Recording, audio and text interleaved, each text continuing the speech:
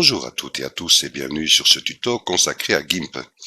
Dans le précédent tuto, j'avais annoncé que j'allais faire un tuto bien sûr sur le masque de calque, mais que fut ma surprise quand j'ai appris que le GIMP 2.10 était sorti, donc je me suis précipité bien sûr à essayer de télécharger ce nouveau GIMP. Donc, mais ce que fut ma surprise aussi, c'est que au moment où je suis allé dans le répertoire bien sûr de GIMP l'officiel, qui est celui-ci, vous voyez ici le GIMP Download 2.10, au moment où j'ai téléchargé, mais il y a beaucoup de choses qui ont disparu, c'est-à-dire au niveau des brosses. Au niveau des brosses qui ont disparu, quand je vais cliquer par exemple ici dans les brosses, vous voyez, j'ai énormément de brosses qui ont disparu. Dans les filtres, j'avais perdu mon GMIC, j'avais perdu plein de choses, donc même Heal Selection quand je vais dans Amélioration, donc il ne fonctionnait plus. Je me suis dit, bon, enfin bref, donc nous allons essayer là-dessus. Puis je me suis aperçu qu'il y avait une autre plateforme qui permettait, je vais vous montrer, quelle celle-ci chez Parta. Voilà ici, qui est une nouvelle plateforme qui annonce aussi le GIMP 2.10. Et cette personne, un concepteur, a bien écrit ici qu'il a téléchargé, il a fait un téléchargement de GMIC pour cette version et qui est additionné avec un interface X11 et qui a été bien sûr approuvé pour cette version. Ce que j'ai fait, bien sûr, quand vous voyez ici un peu plus bas, vous voyez que vous pouvez faire un download, un téléchargement sur Mac, sur Windows, ou sur Linux. Donc, ce que j'ai fait, j'ai cliqué ici, bien sûr, sur le GIMP 2.10.64 bits en standard édition. Si vous le faites en portable, vous allez l'avoir en une zip WinRAR, donc à décompresser. Donc, il est préférable de le faire ici, en standard édition.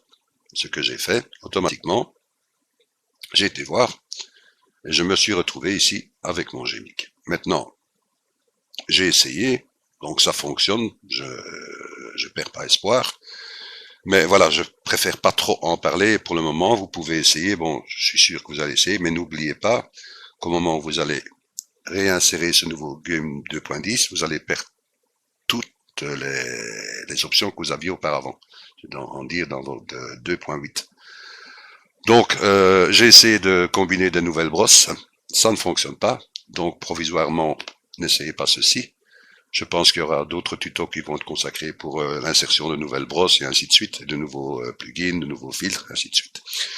Mais j'ai remarqué que mon ami Georges avait d'ailleurs bien fait un tuto sur le sujet du nouveau GIMP 2.10, que je vous invite d'ailleurs à aller visiter son tuto, qui montre ici toutes les nouveautés à propos des outils et ainsi de suite.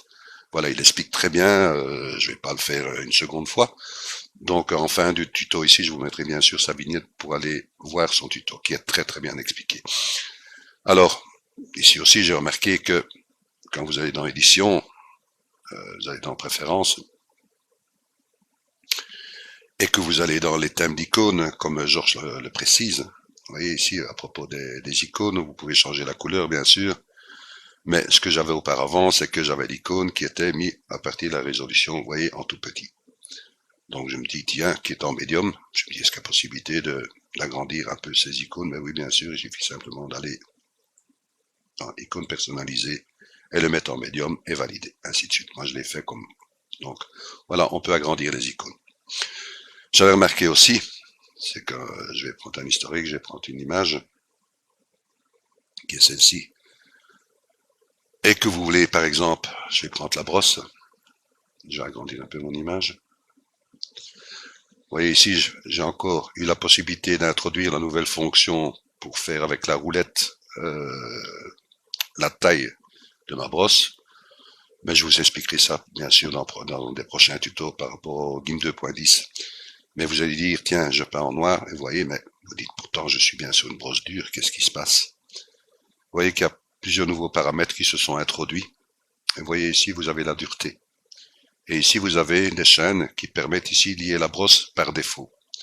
Mais en cliquant simplement ici sur le petit pictogramme, vous voyez, dureté, et rétablir la dureté par défaut de la brosse. Donc vous cliquez dessus, tac, il se met à 100%, et vous avez votre brosse qui devient officielle. Alors, oui, je vais pas en parler plus. J'ai dit faites connaissance avec ce GIMP 2.10. Naturellement, j'ai gardé une version de 2.8 aussi, au cas où. Donc voilà, je vous donnerai bien sûr un prochain rendez-vous à propos de ces futurs masques de calque. Je resterai sur le 2.10 pour vous montrer cela, mais ça ne changera rien par rapport à vous pour le GIMP 2.8. Parce que bon, de toute façon, la fonction ajouter un masque de calque, nous pouvons le faire ici directement via un pictogramme ou, comme auparavant, en faisant un clic droit et ajouter un masque de calque. Donc pour vous, ça ne changera rien par rapport au prochain tuto.